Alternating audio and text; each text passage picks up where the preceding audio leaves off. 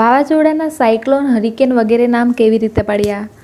વરસાદ અને પવનના તોફાનને વાવાઝોડું કહેવાય છે. વંટોળિયાને ચક્રવાત. આ સામાન્ય નામ છે, પરંતુ વિજ્ઞાનીઓએ વાવાઝોડાના ઉદ્ભવસ્થળ અને તીવ્રતાના આધારે વિવિધ નામ પાડ્યા છે. રેડ ઇન્ડિયન લોકો તોફાનના દેવને હુરકન કહેતા. તેનો અર્થ વિરાટ પવન હતો. સ્પેનના લોકોએ પવનના તોફાનોને હરિકેન નામ આપ્યું.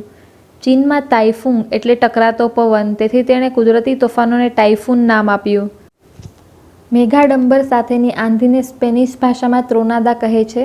તે ગણતરીની મિનિટોમાં વ્યાપક નુકસાન કરનાર ચક્રવાત છે. તેનું નામ ટોર્નેડો પડ્યું.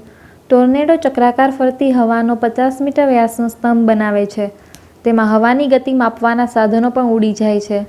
અમેરિકામાં ટેક્સાસથી કેનેડા સુધીનો ભૌગોલિક પટ્ટો ટોર્નેડોગ્રસ્ત છે, જ્યાં ગમે ત્યારે ગમે તે ઋતુમાં અચાનક ટોર્નેડોનું તોફાન થાય છે. ચક્રાકાર ફરતા વંટોળિયાનું સાયક્લોન વૈજ્ઞાનિક નામ છે. તેની તીવ્રતા પ્રમાણે ટ્રોપિકલ સાયક્લોન, પોલાર સાયક્લોન, મેસોસાયક્લોન તેવા નામ છે. ટોર્નેડોને અમેરિકામાં ટ્વિસ્ટર પણ કહે છે. તોફાનના બીજા નામ પણ જાણવા મળે છે. 10 મીટર પહોળા અને 1000 મીટર ઊંચા ઓછી તીવ્રતાવાળા વંટોળ ધૂળને ઘૂમરી લઈને ઉપર ફંગોળે છે. તેને ડસ્ટ ડેવિલ કહે છે. સમુદ્ર કાંઠે વંટોળિયામાં પાણી પણ ઊંચે ચઢે છે. તેને વોટર સ્પાઉટ કહે છે.